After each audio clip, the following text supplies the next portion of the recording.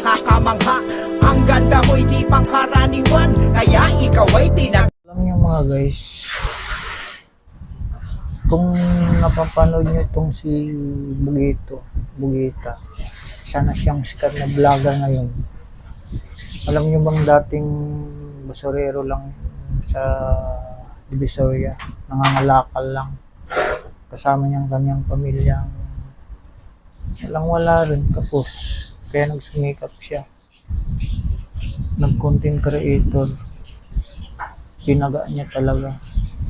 Ngayon kasama niyang anak niyang si Mikmik, nagtiyaga sila mag vlog. Ngayon sumisikat na sila, big time na sila ngayon. Kaya yung maliliit, huwag lang mawala ng pag-asa, tiyaga lang. Ito sila, panoorin niyo.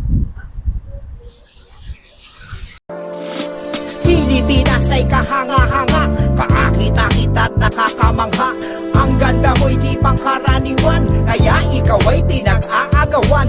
Ang kutis mo'y pala porselana, kaya naisipan kong mangharana. Luz Biminda, ikaw ang mahal, ako'y sinuswerte, walang karibal. Ang daming pangulo at nanliligaw, sa tatlong bituin at sa isang araw. Nakakasilaw kapag tinagmasdan, lumilitaw ang iyong kagandahan. Pilipinas, tanging ikaw ang iniibig ko at minamahal. Dinarasal ko sa may kapal na tayong dalawa'y ikasal sa altar. Dito sa Pale, dito sa isla ng Palawan, sa gitna ng dagat-dagatan ay puno ng kagandahan.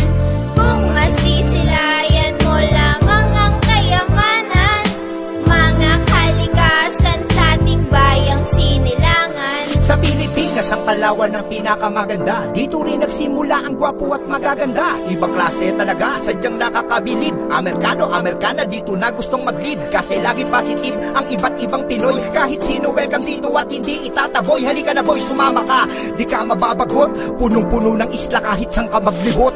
Halika na, sumama ka, tayo'y mamamangha. Papunta sa may Pale, talaga namang mamamangha. Sa mga tanawin, sadyang mapapasigaw. Diba? Guys, baka pwedeng makilambing naman sa inyo.